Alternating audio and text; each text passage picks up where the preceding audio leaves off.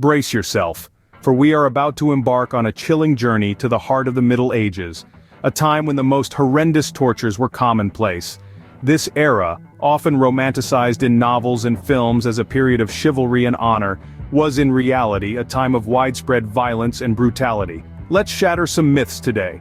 The Middle Ages were not all about knights in shiny armors rescuing damsels in distress.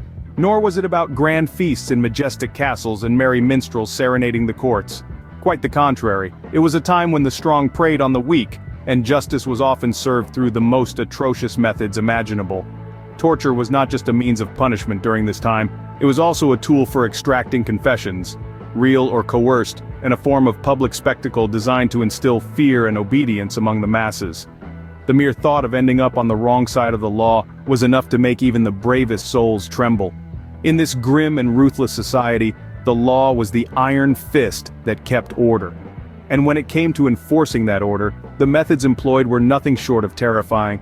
The gruesome devices and brutal techniques used were a reflection of the harsh realities of the time.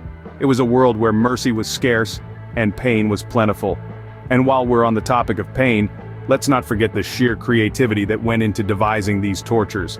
Each method was meticulously designed to inflict maximum suffering, both physical and psychological. The twisted minds behind these contraptions were masters of their craft, turning torture into a form of sadistic art. So as we delve deeper into this harrowing chapter of human history, let's remember that understanding our past, however gruesome, helps us appreciate the progress we've made as a civilization, and reminds us of the cruelty we are capable of if we let our darker instincts take over. Now, let's delve into the terrifying world of medieval torture methods.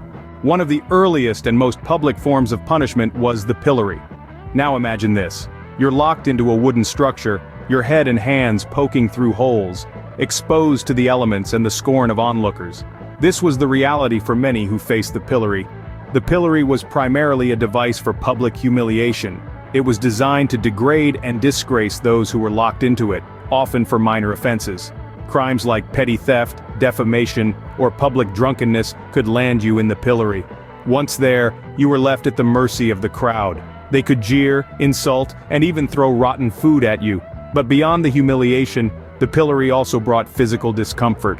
The awkward position could cause cramping and pain, and exposure to harsh weather could make the experience even more unbearable. As we delve deeper into the Middle Ages, remember this. From the pillory, the methods of torture would only become more severe and brutal. The rack, a name that sends shivers down the spine, was one of the most horrific torture methods. This device, synonymous with the Middle Ages, was a terrifying symbol of the era's ruthless justice system. The rack was ingeniously designed to inflict maximum pain, both physically and psychologically. Imagine a rectangular wooden frame, fitted with a roller at each end. The victim's ankles and wrists were bound to these rollers. As the executioner turned the handles, the body was stretched beyond its natural limits. Each turn of the handle amplified the agony, with joints dislocating and muscles tearing under the strain. But the torture was not merely physical, it was psychological too. The victim was fully conscious throughout the ordeal, their mind filled with dread as they watched the executioner's hand inch towards the handle, knowing that each turn would bring unbearable pain. The rack was a symbol of the merciless nature of Middle Ages justice. The Iron Maiden, a terrifying contraption, was designed to inflict maximum pain. This is not a band we're talking about, folks. It's a torture device from the Middle Ages that taps into our deepest fears.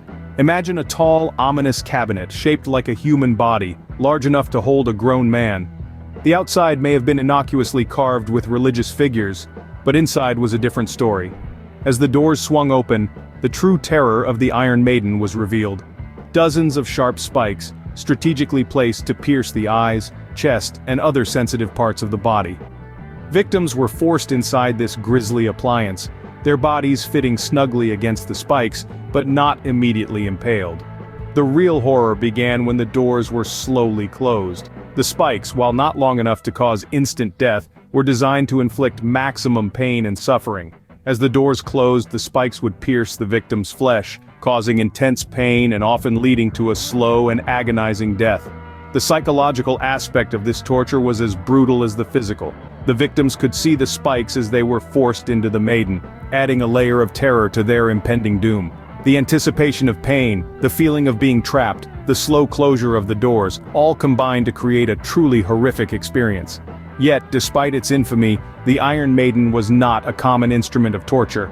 It was more of a symbol, a terrifying testament to the lengths that the human mind could go to inflict pain on others. It was a spectacle, designed to instill fear in the hearts of those who saw it, a grim reminder of the consequences of crossing the powers that be. The Iron Maiden was a testament to the creativity and cruelty of the Middle Ages. It reminds us of a time when justice was a concept far removed from our modern understanding, a chilling reminder of how far we've come and the darkness we've left behind. The wheel, a common sight in the Middle Ages, was not just for transportation. This everyday object held a much darker purpose. The wheel, also known as the breaking wheel, was a chilling tool of torture and execution. Victims were tied to a large wheel, their limbs spread out along the spokes. Then, an executioner would methodically smash their limbs with an iron hammer or bar. The wheel would then often be hoisted into the air, exposing the broken victim to the elements, and sometimes, predatory birds. The wheel was not a quick death, nor was it merciful. It was a public spectacle, designed to instill fear in the hearts of the onlookers.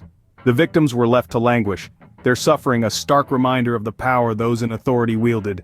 The wheel was a brutal and painful end for many during the Middle Ages.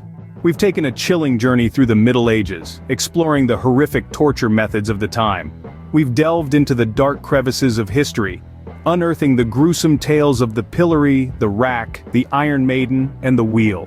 The pillory, a public spectacle of shame and derision, was a form of punishment that stripped individuals of their dignity. It was a tool not just of physical torment, but of psychological distress as well. The victims were left at the mercy of the public scorn, their humiliation serving as a deterrent to others. We then ventured into the chilling world of the rack, a device designed for pure agony. The victim was stretched beyond the limits of endurance, their joints dislocated, their bodies pushed to the brink of destruction. The rack was a testament to the perverse creativity of tormentors in the Middle Ages. From there, we stepped into the terrifying embrace of the Iron Maiden.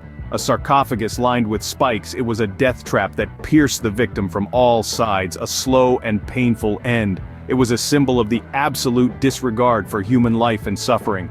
Finally, we spun the wheel, a tool of execution that shattered bones and crushed spirits. It was a spectacle of brutality, a demonstration of the power wielded by those in authority, and a stark reminder of the consequences of crossing them. These methods of torture, horrific as they were not anomalies. They were emblematic of the brutality and violence that permeated the Middle Ages. They serve as a stark contrast to our current understanding of justice and human rights. Today, we look back at these practices with horror and disbelief. These shocking methods of torture serve as a grim reminder of the depths of human cruelty and a testament to the progress we've made in the pursuit of justice and human rights.